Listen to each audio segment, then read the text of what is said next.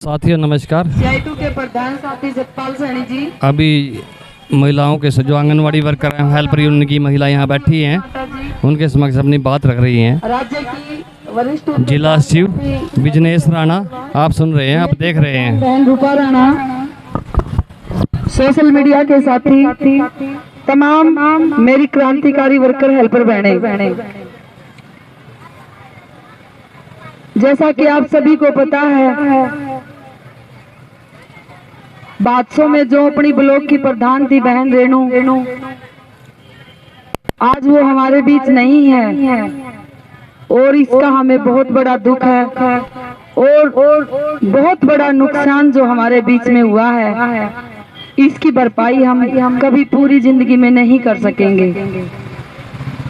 साथियों, आज रेणु बहन की हम शोक सभा यहाँ पे कर रहे हैं, तो सभी साथी लाइन में खड़े होकर एक लंबी लाइन बनाएंगे और बहन को पुष्प चढ़ाएंगे और भगवान से दुआ करेंगे कि भगवान उनके घर में जो क्षति हुई है उनके कारण उनके बच्चों को, उनके परिवार वालों को, उनके रिश्तेदारों को सहन करने की शक्ति दे।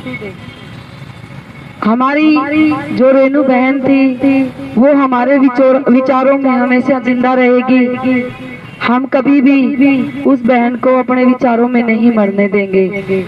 बहुत ही कर्मठ और जुझारू नेता हमारे बीच में आज नहीं है, तो सभी बहनें कोई बोलेगी नहीं, शोर नहीं करेगी कोई भी।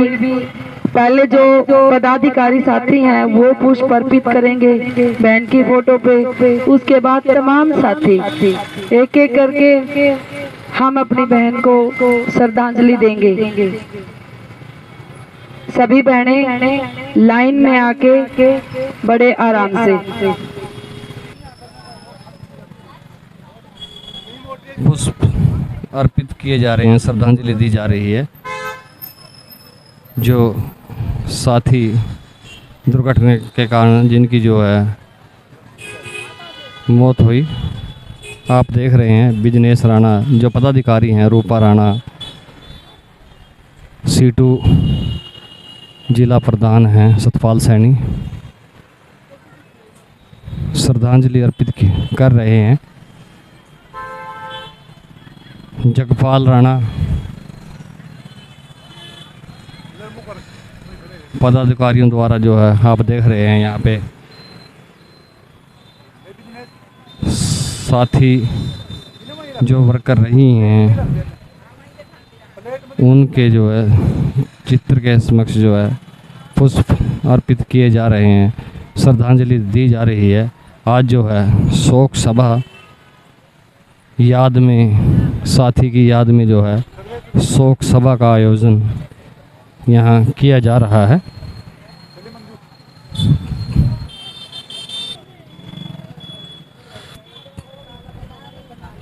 वर्कर्स हैं, हेल्पर्स हैं, आप देख रहे हैं श्रद्धा सुमन जो है अर्पित कर रहे हैं और लाइन में लगे हुए हैं अपनी बारी के इंतज़ार में। आप देख रहे हैं कि यहाँ पे लंबी जो लाइन आंगनवाड़ी वर्कर्स और हेल्पर यूनियन के जो ये महिलाएं हैं यहाँ पहुँची हैं। भूख हड़ताल जो स्थल है करनाल जिला सचिवालय के सामने, आप देख रहे हैं कि यहाँ पे लाइन लगी हुई है अपने जो श्रद्धा सुमन अर्पित करने के लिए, पुष्प अर्पित करने के लिए। आप देख रहे हैं अपनी बारी के इंतज़ार में यहाँ खड़ी हैं।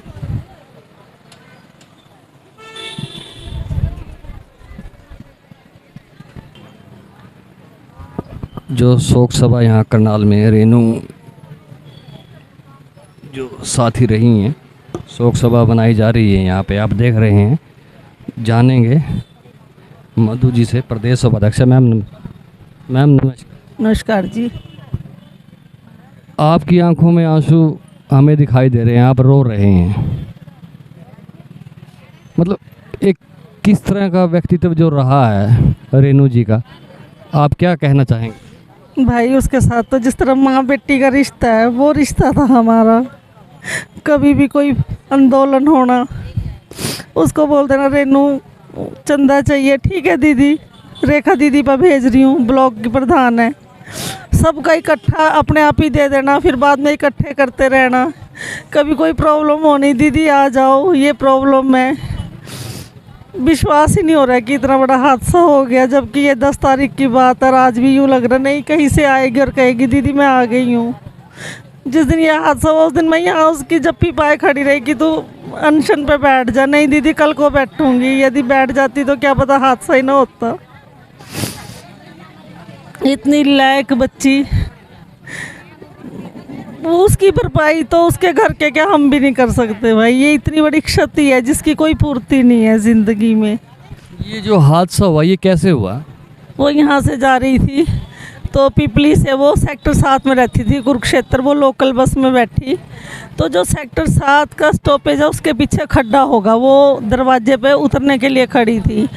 वो टायर खड्डे में गिरा और वो अनबैलेंस हो गया, एकदम गिरी बाहर पत्थर पे, उसका ये सिर लगा और फ्रैक्चर हो गया। खून बहुत ज़्यादा बह गया, फिर भी उसको उठा के सिग्नस में ले गए। रात को 2 बजे ऑपरेशन भी हो गया पर फिर भी नहीं बची। छोटे छोटे बच्चे, बहुत बड़ी हाथ। इस त्रासदी को हम तो कभी नहीं भूल पाएंगे कि यहाँ से जाते हुए, क्योंकि हर वर्कर के दिमाग में टेंशन है इस टाइम कि क्या होगा, कैसे होगा, क्योंकि जो प्रधान है उस पर वर्करें फ़ोन करती है दीदी क्या हुआ। तो ये टेंशन जो है ना, ये टेंशन की वजह से इतना बड़ा हादसा हुआ। और हम तो ये कहते हैं कि वो मरी नहीं, वो तो शहीद हुई है। और खट्टर सरकार को तो खून चाहिए था, अब तो खून भी मिल गया, अब किस चीज़ की वेट कर रहे हैं वो। हमारी जो 2 मांगे थी उनको भटका के उन्होंने ये क्या कर रहे हैं। इतना मैं कहती हूँ कि हरियाणा के इतिहास में खट्टर सरकार का नाम नहीं रहने देंगे जितना उन्होंने हमें तड़फा दिया है। छोटे छोटे बच्चे, कितने साल के बच्चे हैं, कितने छोटे बच्चे? बेटा 15 साल का अभी 10th में है और बेटी जो है 10-1 साल की है, 6th में अब हुई है। और अकेली बहू, मतलब कि वो सास बहू भी ऐसे रहती थी जैसे माँ बेटी रहती, उनको कोई शो ही नहीं कर सकता था कि ये सास बहू है। जो आपके सीने में जो दर्द है, दिल में जो दर्द है, मतलब एक व्यवहारिक थी भाई। उसके तो एरिए के ना लाभार्थी जो हैं महिलाएं, हम उस दिन संस्कार पे गई, ऐसे रो रही थी जैसे उनकी अपनी सगी गई हो। वो मतलब कि उस इतनी शांत सिंपल, उसने ना, आप उसके आंगनवाड़ी को जाकर देखो तो आप ये कहोगे ये आंगनवाड़ी, अपने बच्चों के खिलौने भी उठा के आंगनवाड़ी में, उनके बच्चे उसके सेंटर में जब भी जाओ 20-22 बच्चों को खिलाना, पढ़ाना, खिलाना। घर में यदि कोई मिठाई भी आ गई है, छोटा परिवार था, सेंटर में ले जानी, अपने बच्चों को देनी। मतलब कि उसका तो व्यवहार ही ऐसा था कि जिसकी हम कोई भरपाई नहीं कर, उसका एरिया नहीं भरपाई कर सकता। और वर्कर लग जाएगी पर उस जैसी वर्कर नहीं मिलेगी। रूपा राणा जी हैं प्रदेश उपाध्यक्ष। अभी आपने मधु जी को जाना, मधु जी से सुना, प्रदेश उपाध्यक्ष हरियाणा। अभी रूपा राणा जी है प्रदेश उपाध्यक्ष। मैम नमस्कार। नमस्कार जी। मैम आप रेणु जी के बारे में क्या जानकारी देंगे? रेणु जी एक बहुत ही कर्मठ भी और ईमानदार भी और व्यवहारशील भी और प्रयत्नशील भी, हर काम के लिए प्रयत्न करना, मतलब हर काम के लिए आगे आगे चलना। एक ऐसी लेडी थी कि जिसकी भरपाई हम संगठन कभी नहीं कर सकता। और 11 तारीख की ये बात है जब ये हादसा हुआ, तो हम सरकार से यही कहना चाहते हैं कि आपने अब तो बलि भी ले लिया है हमारी बहनों की, कम से कम आप इस आंदोलन को ख़त्म कराएं। जो हमारी मांगे हैं, जो मांग है उसको पूरा करें। एक किसान आंदोलन में 700-750 किसान शहीद हुए थे, लंबा चला था। और अब ये एक इतिहास रचा है आंगनवाड़ी की हड़ताल ने। तो इसमें भी शहीद होना शुरू हो गए हैं साथी। तो हम यही कहना चाहते हैं सरकार से कि अब और कितनी बलि लोगे, कम से कम अपने वादों पे तो खरे उतरें। जो 23-24 का वादा उन्होंने हमारे साथ किया था उसको पूरा करें। और बहनें रोज़ आती हैं जाती हैं, हमें ये टेंशन रहती है बहुत ज़्यादा कि सभी सुरक्षित अपने घर पहुँचें, क्योंकि हमारे साथ हादसा हो चुका है। और रेनू बहन की तो हम भरपाई कभी भी नहीं कर पाएंगे, क्योंकि जो बच्चे हैं वो लड़का 10वीं क्लास में पढ़ता है, लड़की 6ठी क्लास में पढ़ती है। और वैसे भी अपने घर में इकलौती थी, वो कोई दूसरा भी नहीं है। और जहाँ उसकी जगह पति पत्नी का जो होता है, पति एक किस्म से वो पत्नी के बिना अधूरा ही होता है, तो वो भी भरपाई हम नहीं कर पाएंगे। इसके लिए भी हम उनके परिवार से सभी से क्षमा चाहते हैं, क्योंकि कहीं ना कहीं हम ये भी सोचते हैं कि क्या पता आंदोलन ना होता तो या ख़त्म कर देती सरकार तो क्या पता वो बच भी जाती। और उस दिन भूख हड़ताल पे बैठने के भी लिए उसको कहा, लेकिन वो बोली मैं कल बैठूंगी, आज नहीं मैं बैठ सकती। तो हमारे अंदर पछतावा है इस चीज़ का कि शायद बैठ जाती तो क्या पता टाइम टल जाता, बच जाती हो। तो बहुत दुख है हमें उसका, बहुत ज़्यादा भरपाई तो हम बिल्कुल कर ही नहीं पाएंगे उसकी। काम तो सभी होंगे, वर्कर भी लगेगी, सारे काम होंगे। और एक जो जनता के प्रति निष्ठा थी ना उसकी, वो बहुत अच्छी उसकी निष्ठा थी। आंगनवाड़ी बहुत अच्छी बनाई हुई थी, अपने घर से सामान लेके। सरकार का तो सबको पता है सरकार देती क्या है आंगनवाड़ियों में, लेकिन उसने अपने घर से सारा सामान आंगनवाड़ी में ले जा के एक तरह का मंदिर सा बनाया हुआ था उसको। तो हम उसकी भरपाई नहीं कर पाएंगे कभी भी, इसके लिए हमें खेद भी रहेगा।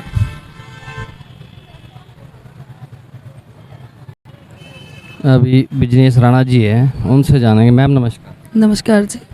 मैम, जो ये हादसा हुआ ये कहाँ हुआ हादसा? जो ये रेणु बहन का हादसा हुआ, उस दिन हमारी बादशाह सर्कल की और भी बहुत सारी बहनें भूख हड़ताल पे बैठी थी। और हमने उस बहन को भरपूर रोकने की कोशिश की कि बहन आज तू भूख हड़ताल पे बैठ जा, पर उन्होंने कहा अभी मैं कल पूरी तैयारी के साथ में आऊँगी और आज मेरे को जाने दो। जैसे वो यहाँ से निकले तो वो पिपली उतर के, और वो 7 सेक्टर में रहते थे, उन्होंने कुरुक्षेत्र की बस पकड़ी।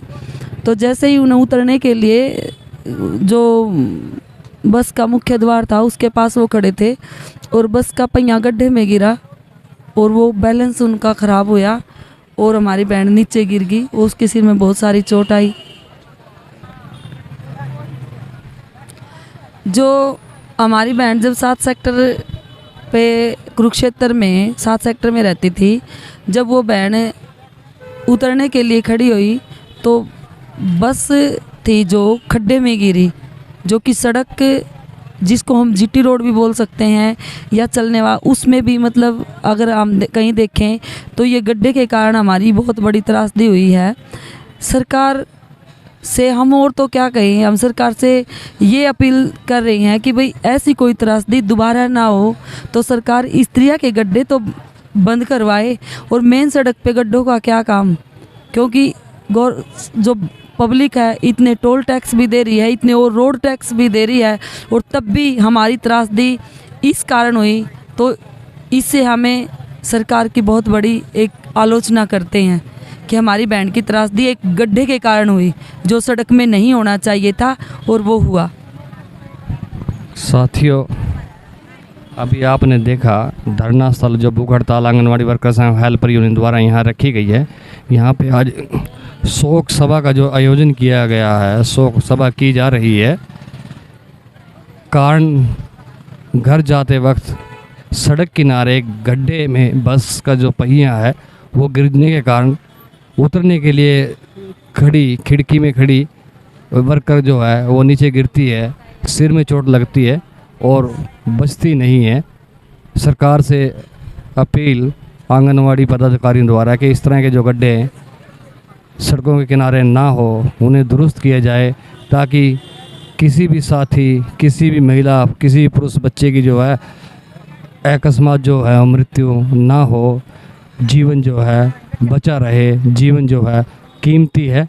साथियों, KBN 365 न्यूज़ नेटवर्क को लाइक करें, सब्सक्राइब करें और शेयर करें। साथी चमनलाल के साथ मैं धर्म सिंह।